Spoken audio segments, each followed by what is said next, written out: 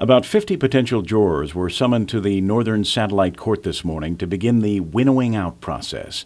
Key charges of theft by deception and fraud against former Governor Carl Gutierrez and former Retirement Director Gut-Rios were already winnowed out over the weekend by Judge Richard Benson, leaving just the conspiracy and official misconduct charges now.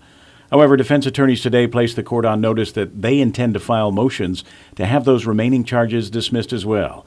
At the same time, prosecutor Bill Bischoff advised that he will file motions to have the theft and fraud charges reinstated. Attorney Mike Phillips is representing former Retirement Director Rios.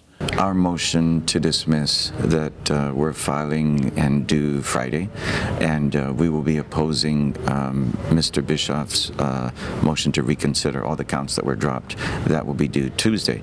The court has not yet determined whether there'll even be oral argument on any of our motions. However, the jury selection process must continue, and as Judge Benson called the jurors in today, he asked them two questions. Do you have any knowledge of the case, and do you have the ability to serve? However, Phillips says that the judge has also allowed attorneys more time to probe the objectivity of the jurors in depth. Traditionally in the past, it was very common for judges just to ask, well, can you be fair?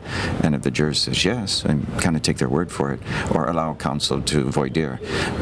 In this case, I think there's more in-depth probing so that both counsel and the court can determine for themselves whether the juror can be fair rather than relying just on his or her opinion. There was also a flurry of concern and confusion this morning when court marshals removed the media from the courtroom without explanation.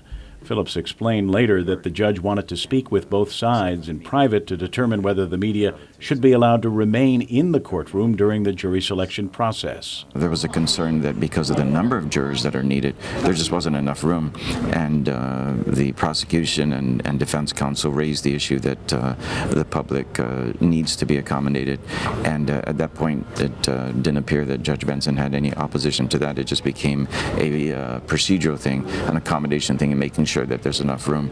Jury selection continues tomorrow. Kevin Kerrigan, PNC News.